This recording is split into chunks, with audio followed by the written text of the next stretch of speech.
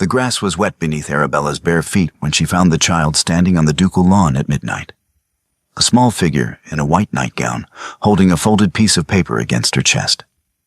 The child looked up at her without fear, her dark hair loose around her shoulders, and asked in a voice so steady it made Arabella's breath catch, "Is 63 rooms enough for me?"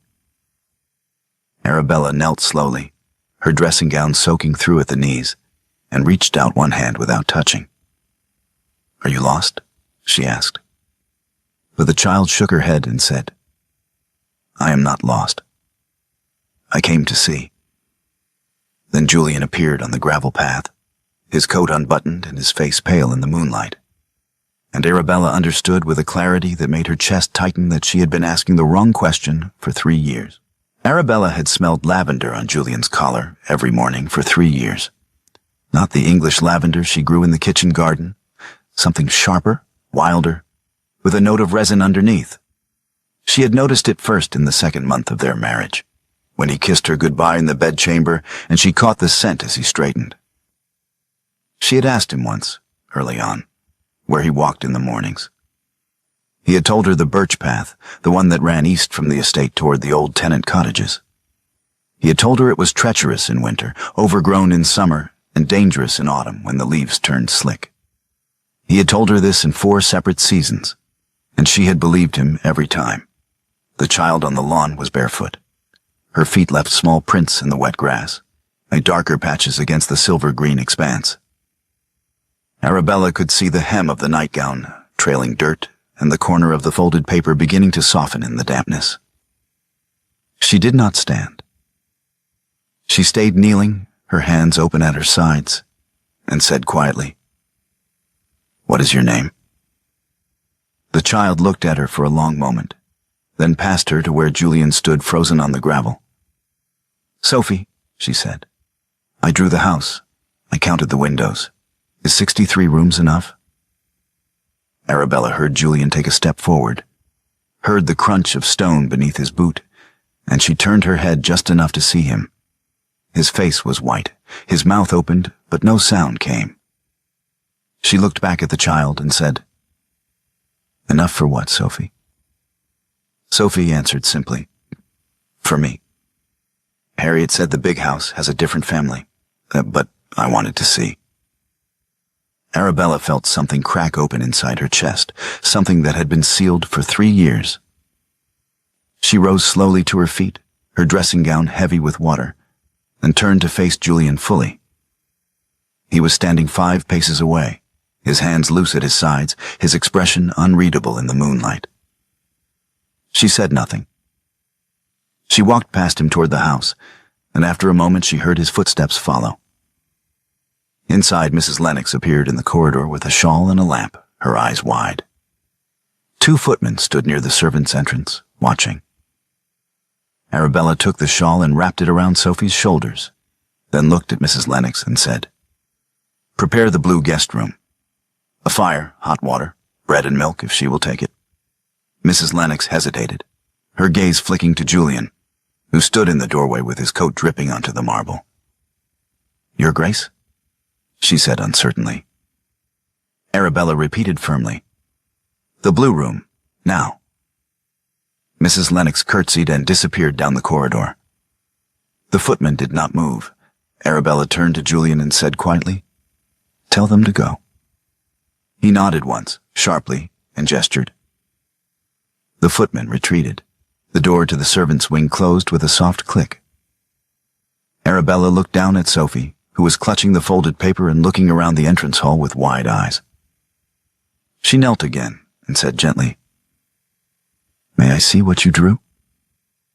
Sophie handed her the paper. Arabella unfolded it carefully. It was a child's drawing in charcoal.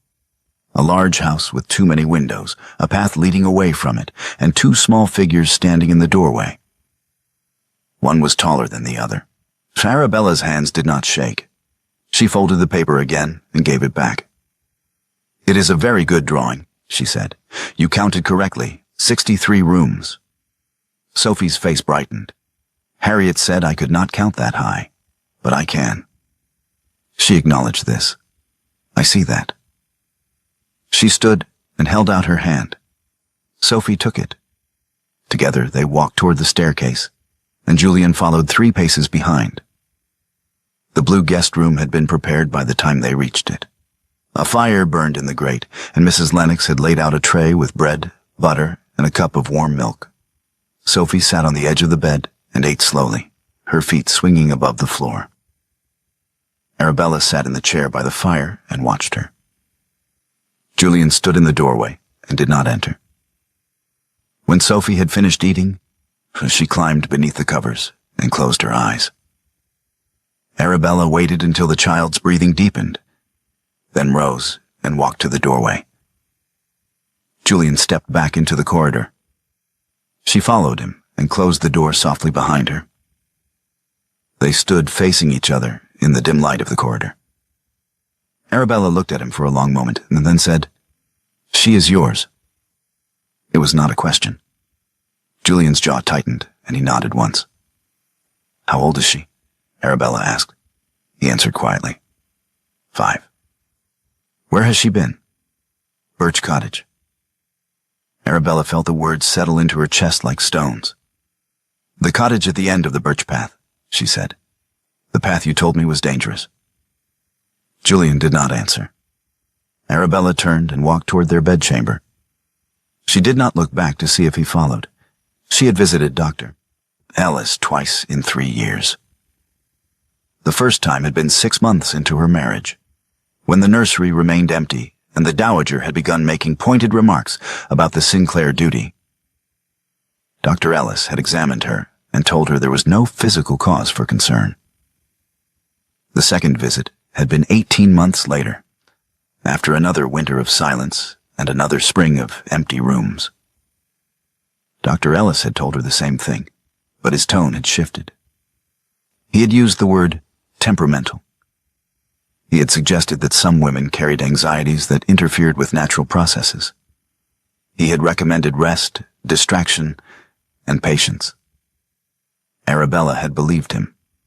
She had believed that her body was failing her, that the emptiness was hers to carry, that the nursery she had prepared in the first month of her marriage would remain a monument to what she could not produce. She had painted the walls herself, a pale cream that caught the morning light. She had sewn the curtains, simple linen with a border of pale blue thread. She had placed a wooden rabbit on the pillow, a gift from her mother before she died, and she had closed the door and not opened it again. She had walked past that door every day for 3 years, and Julian had kissed her goodbye every morning and walked to the birch path where his daughter lived in a cottage 20 minutes from the house. Arabella stood in the bedchamber and looked at the place where he kissed her each dawn. The window faced east, and the first light always touched the foot of the bed before it reached the wardrobe. She had learned to wake to that light, to the sound of Julian dressing, to the ritual of his goodbye. He kissed her forehead first, then her lips, and his hand always rested briefly against her cheek before he stepped back.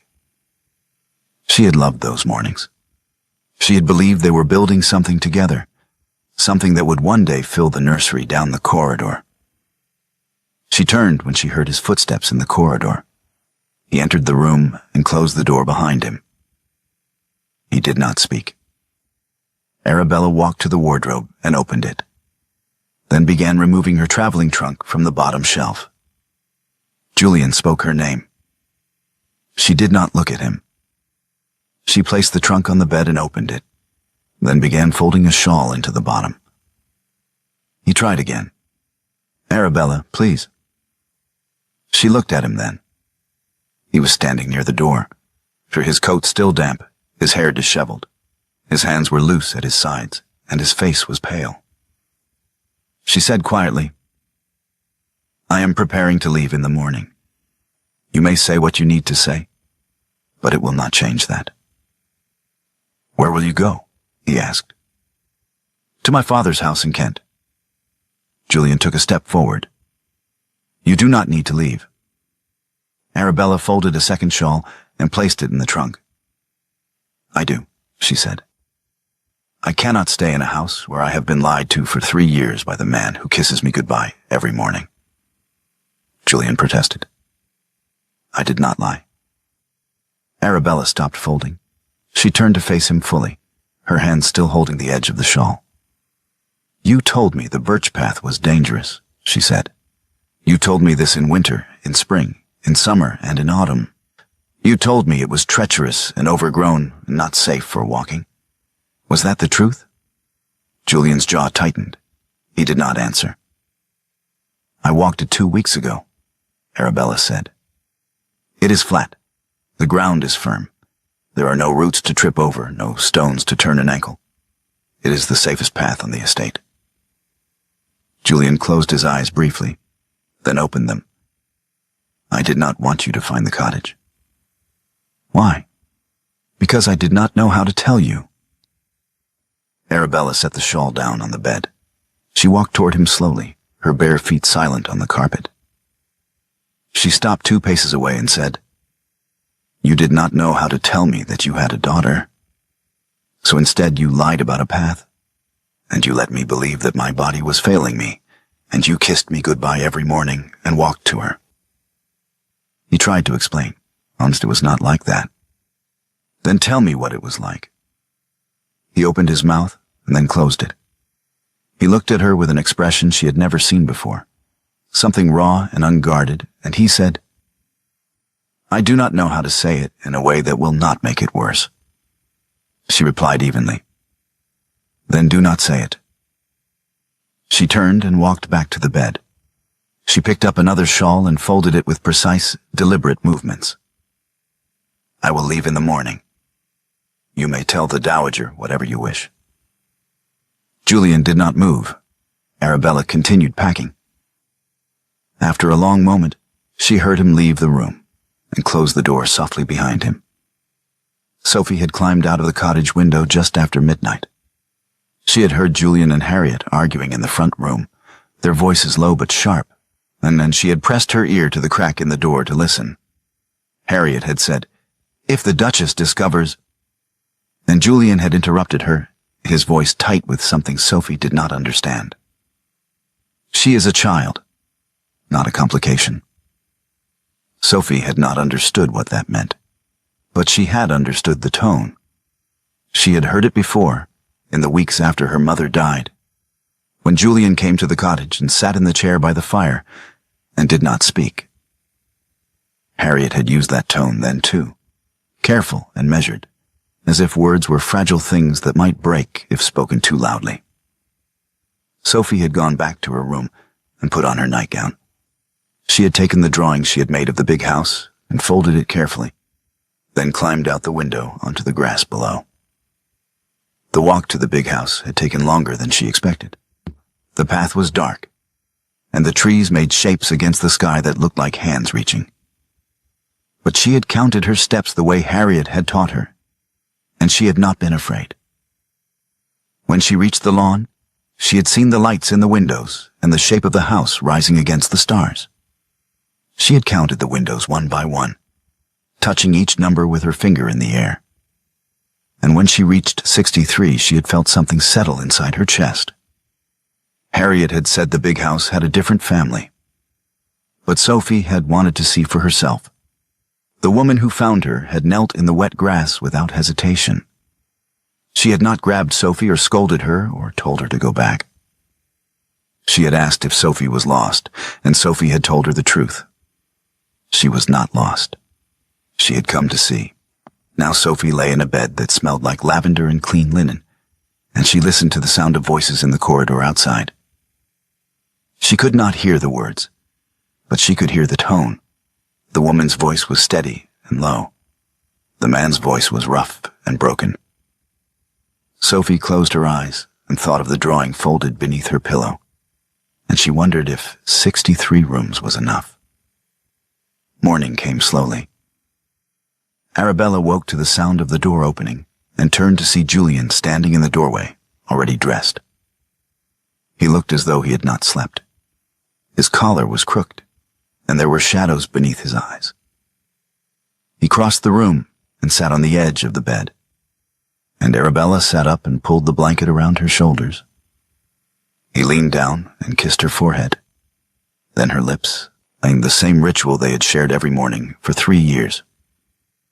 His hand rested against her cheek, and she felt the warmth of his palm and the faint roughness of his fingers. He straightened, and she looked up at him and said quietly, "Say goodbye to her for me too." Julian froze. His hand dropped from her face. He stared at her, his expression unreadable, and then he turned and walked out of the room without a word. Arabella sat in the silence and listened to his footsteps fade down the corridor. She rose and dressed, her hands steady, and then she went to the blue guest room to check on Sophie. The child was awake, sitting on the edge of the bed with the drawing unfolded on her lap. She looked up when Arabella entered and said, "Is he coming back?" Arabella sat beside her and answered honestly, "I do not know." Sophie nodded slowly, and as if this was an answer she had expected. She folded the drawing again and held it against her chest. "Harriet says he always comes back." "Who is Harriet?" Arabella asked gently. "She takes care of me," Sophie said. "At the cottage. She makes bread and teaches me letters and tells me stories." Arabella felt her throat constrict. She reached out and smoothed a strand of hair away from Sophie's face. "Would you like some breakfast?" she asked. Sophie nodded. Arabella took her hand and led her downstairs to the kitchen. Mrs. Lennox was already there, rolling dough on the long wooden table. She looked up when Arabella and Sophie entered, her expression carefully neutral. Arabella said, "Sophie will take breakfast here this morning. Bread and butter, jam if we have it, and milk." Mrs. Lennox curtsied. "Yes, your grace." Arabella sat at the table with Sophie and watched as Mrs. Lennox prepared the meal. The kitchen smelled of yeast and wood smoke, and the morning light came through the high windows in pale slants. Sophie ate slowly, her feet swinging beneath the chair, and Arabella sat beside her and did not speak. When Sophie had finished, Arabella took her upstairs to the blue room and helped her wash her face and hands. She found a simple dress in the wardrobe, one that had belonged to a cousin's child and had been left behind years ago, and she helped Sophie into it. The dress was slightly too large, but Sophie did not seem to mind. She looked at herself in the mirror and said, "It is very clean." Arabella knelt beside her and said, "Sophie, I need to ask you something. Do you know who I am?" Sophie nodded. "You are the Duchess. You live in the big house. Do you know who the man is? The one who was here last night?" Sophie's face brightened. "That is Julian. He comes to visit me at the cottage. He brings me books and tells me about the horses." Arabella felt her chest tighten again. She said carefully, "Does he tell you why he cannot bring you here, to the big house?" Sophie's smile faded. She looked down at her hands and said quietly, "Harriet says the big house has a different family. She says I have to stay at the cottage because that is where I belong." Arabella reached out and took Sophie's hands in hers. "You belong wherever you are safe and cared for," she said, "and I would like you to stay here. Would that be all right with you?" Sophie looked up at her dark eyes wide. "In the big house, with 63 rooms?" She confirmed it. "Yes, I'm in the big house." Sophie nodded slowly, and then she smiled. It was a small smile, hesitant and uncertain, but it was real. Arabella stood and held out her hand, and Sophie took it. Julian found Arabella in the corridor outside the blue room an hour later. He looked as though he had been walking for some time. His coat was damp with morning dew, and there were bits of grass clinging to his boots. He stopped when he saw her and said, "Where is she?" "In the kitchen with Mrs. Lennox," Arabella said, "eating a second breakfast." Julian nodded. He did not move. Arabella looked at him and said, "She is yours." He acknowledged it quietly. "Yes." "How long have you known?" "Since the day she was born." Arabella felt the words settle into her chest like stones. She said quietly, "And you chose not to tell me." He repeated simply, "Mosh, yes." Arabella turned to face him fully. She said, "I want you to understand something. I am not angry because you have a daughter. I am angry because you lied to me. You lied to my doctor. You lied about the path. You lied every morning when you kissed me goodbye and walked to her. And you let me believe that the emptiness was mine to carry." Julian's jaw tightened. He said, "I did not know how to tell you." "That is not an answer," Arabella said. "That is an excuse." She walked past him toward the staircase, and after a moment, she heard his footsteps follow. The estate office was on the ground floor, a small room lined with shelves and filled with the scent of leather and ink. Arabella entered and sat in the chair behind the desk. Julian followed and stood near the door, his hands loose at his sides, and Arabella looked at him and said, "Tell me every lie." Julian closed his eyes briefly, then opened them. He said, "I wrote to Dr. Ellis before your first visit. I told him that your concern about childlessness was temperamental. I asked him to redirect your inquiry." Arabella felt her breath catch. She said, "You wrote to my doctor?" He confirmed it. "Yes." "You told him to lie to me?" "I told him to reassure you," Julian said. "I did not think—" "You did not think I deserved to know the truth," Arabella said. Her voice was steady, but her hands were shaking. She pressed them flat against the desk. "What else?" "I lied about the birch path," Julian said. "I told you it was dangerous, so you would not walk it. I told you this every season for 3 years. She pressed him. "What else?" Julian hesitated. He looked at her with an expression that was almost pleading, and then he said, "I instructed Harriet to tell Sophie that the big house has a different family. I told her to explain that Sophie could not come here because she did not belong." Arabella stood. She walked around the desk and stopped 2 paces away from him. She said quietly, "You told a 5-year-old child that she did not belong in her own father's house." He admitted it. "Yes." "Were you relieved?" Arabella asked. "When you made those choices? When you wrote to Dr. Ellis and lied about the path and told Harriet to keep Sophie away? Were you relieved?" Julian's face went pale.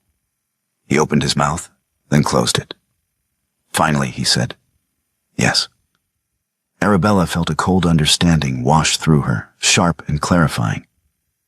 She said, "Sophie is in the kitchen. You are going to stand here and decide whether you are the man who wrote to Dr. Ellis or someone else. And then, you are going to walk through that door and face her." She turned and left the office. Julian did not follow. Sophie was sitting at the kitchen table with a cup of milk and a slice of bread when Arabella returned. Mrs. Lennox was kneading dough at the far end of the table, her hands moving in steady, practiced rhythms. Sophie looked up when Arabella entered and said, "Mrs. Lennox says there is a garden, with herbs. May I see it?" Arabella sat beside her and said, "Yes, after you finish your milk." Sophie drank quickly, then set the cup down and wiped her mouth with the back of her hand. Arabella smiled and handed her a napkin. "Like this," she said gently. And Sophie took the napkin and wiped her mouth again, more carefully this time. They walked to the kitchen garden together, through the corridor and out the side door into the morning light. The garden was small, bordered by low stone walls, and filled with rows of rosemary, thyme, and lavender. Sophie knelt beside the lavender and touched the flowers carefully, her fingers brushing the purple blooms. "It smells like Harriet," she said. Arabella knelt beside her and said, "Harriet grows lavender?" Sophie nodded. "In the pots by the cottage door. She makes sachets. She says they help with sleep." Arabella felt her chest tighten. She reached out and broke off a sprig of lavender, then held it to her nose. It was the same scent she had smelled on Julian's collar every morning for 3 years. Sharp, wild, with a note of resin underneath. She handed the sprig to Sophie and said, "Mas, you may keep it if you like." Sophie took the sprig and held it carefully, as if it were something precious. She said, "Are you the family?" Arabella looked at her, at the small face framed by dark hair, at the hands holding the lavender sprig with such care. She said quietly, "I am, if you will have me." Sophie nodded slowly, and then she smiled. The Dowager Duchess learned of Sophie's presence from Mrs. Lennox, who had been instructed to maintain staff silence, but who could not resist the temptation to confide in the housekeeper at the Dower House. By midday, Lady Margaret Devereux had arrived at the estate in her carriage, her face set in an expression of cold fury. She found Julian in the drawing room and closed the door behind her. She did not sit. She stood near the fireplace and said, "I have been informed that a child was found on the lawn last night, a child who was brought inside and given a room." Julian looked at her and confirmed it. "You will return her to Birch Cottage immediately," Margaret said. "This arrangement was made for a reason. The child is cared for. She is safe. She does not belong in this house." Julian stood. He said quietly, "She is my daughter." "She is the result of a mistake," Margaret said. "A mistake that was managed with discretion and care. You will not undo 3 years of careful planning because the child climbed out a window." He stated firmly, "She is not going back." Margaret's expression did not change. She said, "I will write to Lord Wentworth. I will inform him that you have violated the terms of the settlement by bringing a child of questionable origin into the household. I will give you 3 days to resolve this matter before I send the letter." Julian's jaw tightened. He said, "You may write whatever you wish. She is not going back." Margaret turned and left the room. Julian stood alone in the drawing room and then listened to the sound of her carriage pulling away. He found Arabella in the corridor outside the nursery. She was standing with her hand on the door, her expression distant. He said, "My mother has written to your father." Arabella turned to face him. She said, "What did she write?" "She will frame Sophie's presence as a settlement violation," Julian said. "She will demand that Sophie be returned to the cottage. She has given me 3 days." Arabella looked at him for a long moment, then said, "She is not going back." Julian felt something shift inside his chest. He said, "Jan, you do not have to do this." She replied with certainty, "Yes, I do." She turned and walked down the corridor, and Julian followed. 2 days passed. Sophie woke screaming on the first night, calling for Harriet in a voice that was raw and desperate.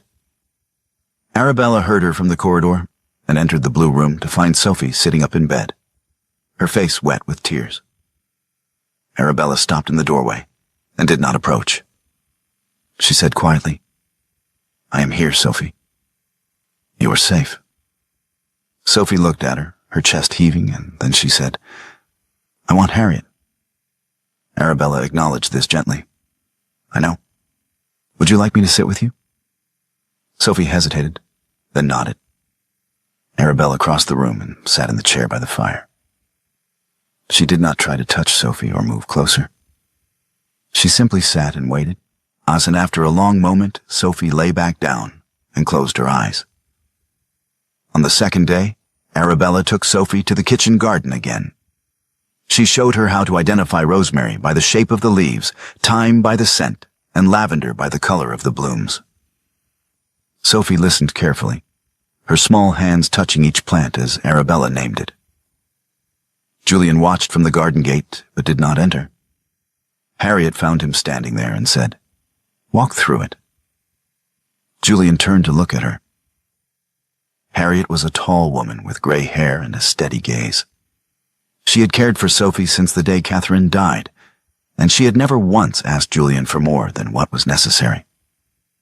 Now she looked at him and said, "You cannot stand outside forever. Walk through the gate." Julian opened the gate and crossed the garden. He knelt beside Sophie in the herb bed, and Arabella looked at him without speaking. She reached out and adjusted his grip on a rosemary stem, her hand over his, correcting the pressure. She held the position for 3 seconds past instruction, her fingers warm against his skin. And then she released him and stepped back. She made physical room for him beside Sophie, but her expression did not grant permission. She turned and walked back to the house, leaving Julian kneeling in the herb bed with his daughter. That evening, Julian drafted a letter to Dr. Ellis.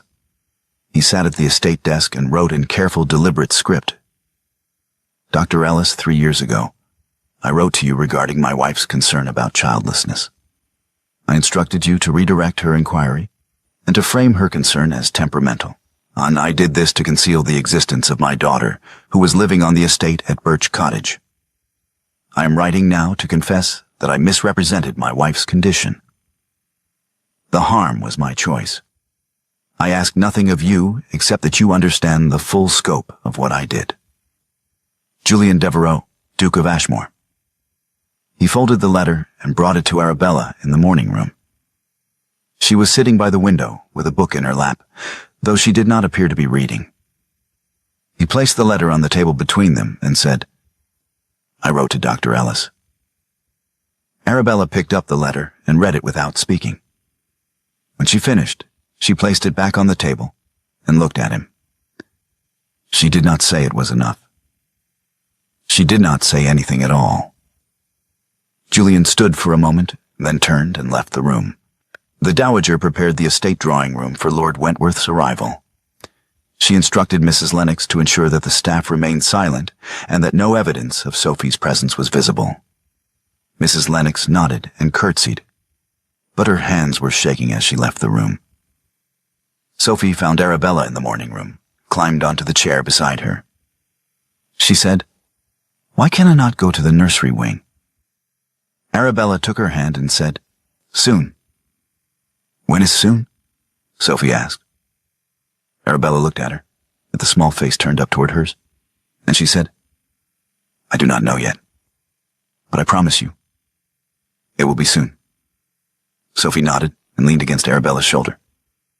Arabella put her arm around the child and held her close, and they sat together in the morning light.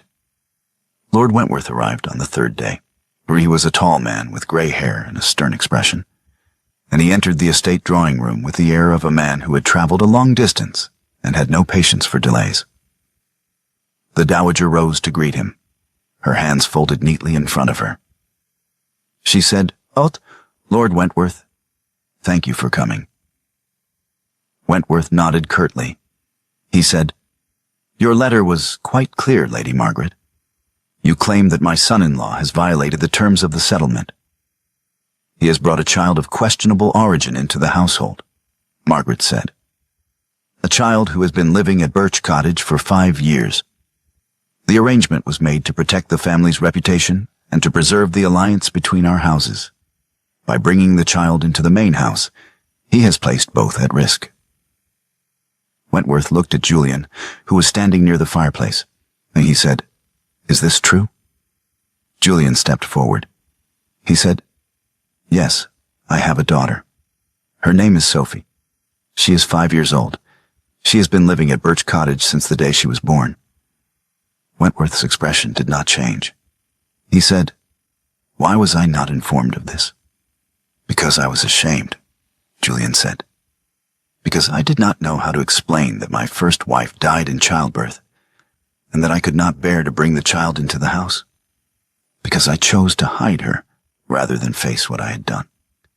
Wentworth looked at him for a long moment, then said, And now? Julian took a breath. He said, I lied to Arabella. I wrote to her doctor and told him to redirect her medical inquiry. I told her the birch path was dangerous, so she would not find the cottage. I instructed Harriet to tell Sophie that the big house has a different family. I did these things deliberately, and I did them for 3 years. The door to the drawing room opened, and Arabella entered. She did not wait to be acknowledged. She walked to the center of the room and said, My husband interfered with my medical care. He lied to me about the safety of a path on my own estate. He told a child that she did not belong in her father's house. These are the facts. Wentworth looked at her, and his expression softened slightly. He said, What do you wish to do, Arabella?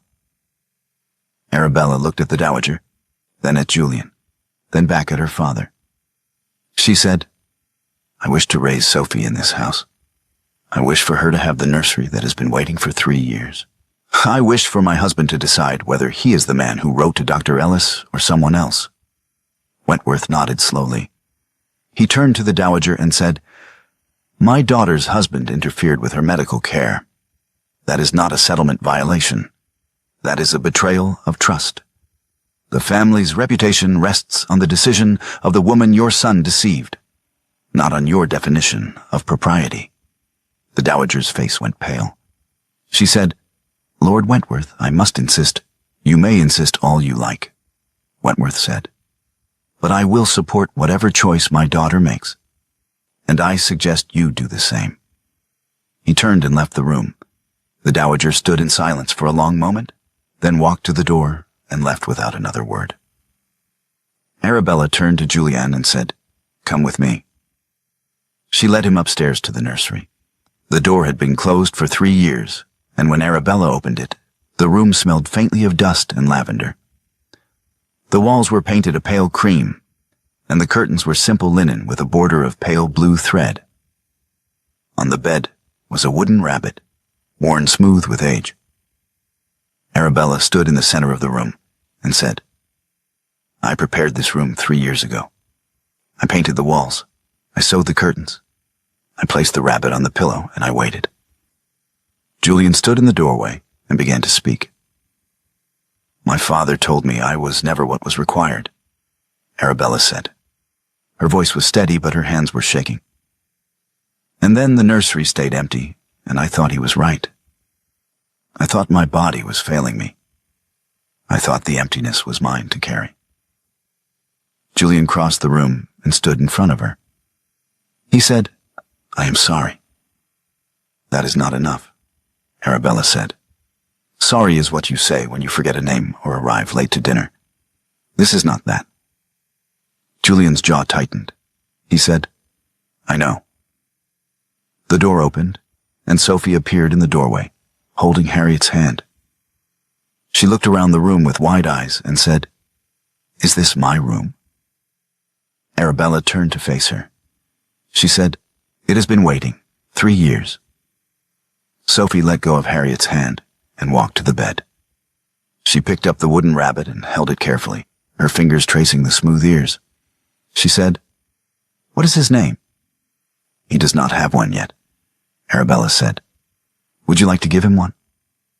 Sophie thought for a moment, then said, Birch. Arabella smiled. She said, That is a very good name. Julian sat on the floor, his back against the wall, and his hands loose at his side. His body seemed to collapse inward, as if standing required a dignity he no longer had. Arabella looked at him, then knelt beside him.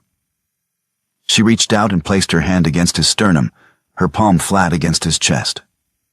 She said, That is not forgiveness. That is evidence I survived what you did. Julian looked at her, his eyes red. He said, What do you need from me? I need you here every morning, Arabella said. Not on the path, not at the cottage. Here, with her, with me. Julian leaned forward, his forehead resting against hers. Arabella closed her eyes and felt the warmth of his breath against her skin. She tilted her head and kissed him, slow and deliberate, her hand still pressed against his chest. When she pulled back, she said, That is not forgiveness either, and that is a beginning. Winter came slowly to the estate. The mornings grew cold, and frost covered the lawns in silver patterns. Julian woke in the ducal bedchamber and dressed quietly, and then he leaned down and kissed Arabella goodbye. But he did not leave. He sat on the edge of the bed and said, Sophie once colored pencils. She says horses have more legs than 7 colors can show. Arabella smiled and said, Then we will get her more colors. Across the corridor, Sophie sat in the nursery and narrated a story to Birch the rabbit. Her voice was clear and steady, and the words tumbled out in a stream of imagination and wonder. Arabella stood in the doorway and listened, and Julian stood beside her. Spring arrived with pale green leaves and the scent of lavender on the morning air, and the three of them walked the birch path together, Sophie between them, one hand in each of theirs. Sophie said, "The path is shorter with three." Arabella looked at Julian, and he looked back at her. She said, "Yes, it is." The nursery walls had been repainted pale green, the color of the birch leaves when the sun came through.